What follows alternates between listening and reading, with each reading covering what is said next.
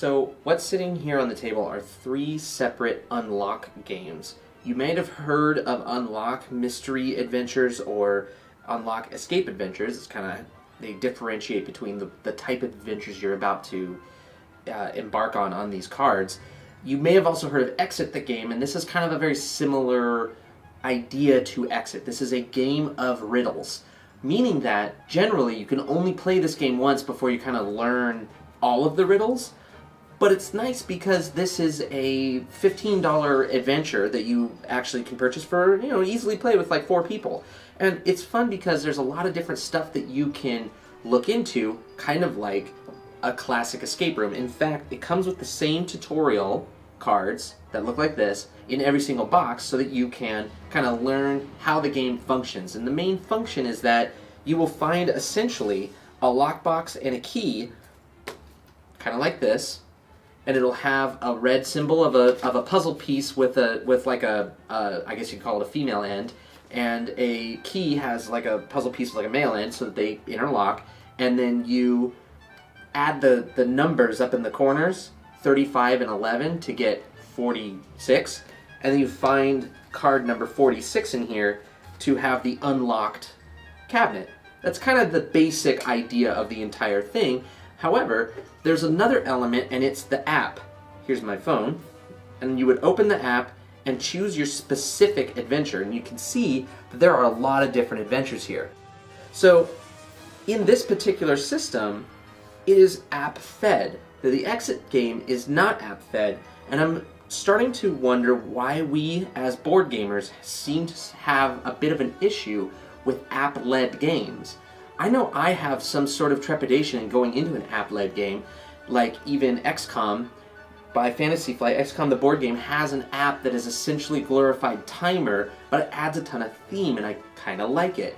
We don't see this enough, and yet when we do see it, we have a tendency to hate on it or dislike it. In a game like Unlock, it makes the game easier to compartmentalize, to sell, and to time, because you do have a time limit on how long you can take before you technically have lost. Now, in a game like Unlock, you really don't want to lose because you feel like you can't play it a second time, especially if you lose right up until the very end, or you're winning right up until the very end and then you lose. You're like, okay, well, what was the last puzzle? You're still going to want to complete it. You're just going to know that you didn't do it in the 2 hours that you got. So the game itself looks great, and it's got different card backs for each different one. I only have 3, but they've got dozens of them. And then the art on the front is actually pretty standard, but it's really decent.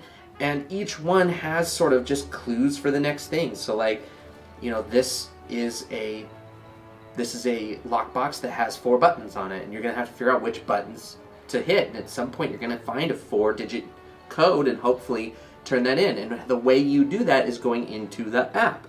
You go into the app and you say lock number 48, because that's this card, and then it'll say please insert your 4-digit code. And it's, in this case, there aren't any numbers on the thing, but you'll say like 1 4 2 3, like that'll be the way you hit it. So the 1 4 2 3 kind of idea. And then it'll tell you if you did it, or it'll tell you if you didn't do it. And if you didn't do it, it'll oftentimes shave time, so you can't fiddle around with like just inputting, just hard crack the code, because that there's only 4 digits and there are 1 2 3 and 4. You could probably brute force that code open, but you don't want to because you'll lose time, you'll lose the game. So I still have trouble trying to convince players to actually get in on an app game.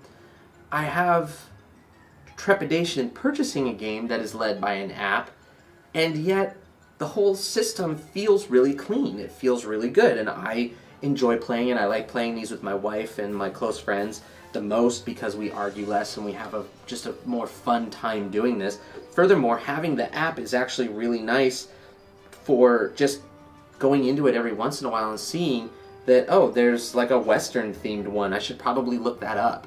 Or there's a dinosaur on one of them called Exotic Adventures. It's called Expedition Challenger. I've never even heard of it. It's a 3-lock one, so it's difficult, but apparently it has dinosaurs in it. Sounds like fun. I may go look that up now.